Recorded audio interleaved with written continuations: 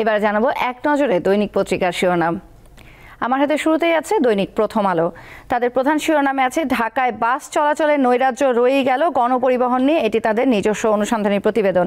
এর বাইরেও আছে আওয়ামী লীগের শেষ 5 বছরে 16,000-এরও বেশি খুন, পুলিশের অপরাধের পরিসংখ্যান, এটি তারা একটি পরিসংখ্যান ভিত্তিক গ্রাফিক্যাল চিত্রের মাধ্যমে সংবাদ করেছে। এর বাইরেও আছে জাতীয় ঐক্যের মাধ্যমে ভারতকে 2টি বার্তা দিল অন্তর্বর্তী সরকার।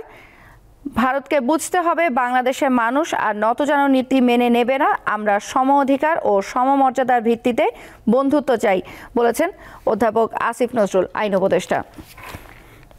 দৈনিক কালের কণ্ঠের প্রধান শিরোনামে আছে পেনশনে পেরেশানি, 74,000 শিক্ষকের দুর্ভোগ। এমপিওভুক্ত প্রতিষ্ঠানে একটি তালিকা করে ব্যানবেজ ভবনে গিয়ে হতাশ শত শত শিক্ষক। এর বাইরে আছে আগরতলা অভিমুখে লং মার্চ করবে বিএনপির 3 সংগঠন, ভারতের আগ্রাসনের প্রতিবাদ। আরও আছে আওয়ামী লীগ আমলের সাজা আপিলে টিকছে না, অনায়াসে খালাস পাচ্ছেন সাজাপ্রাপ্তরা।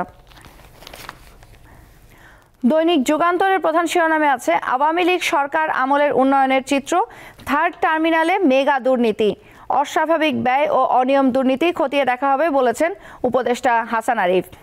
এর বাইরেও আছে অর্থনৈতিক মন্দা ও ডলার সংকট, বিদেশে পুঁজি সরানো বেড়েছে 60 ভাগ।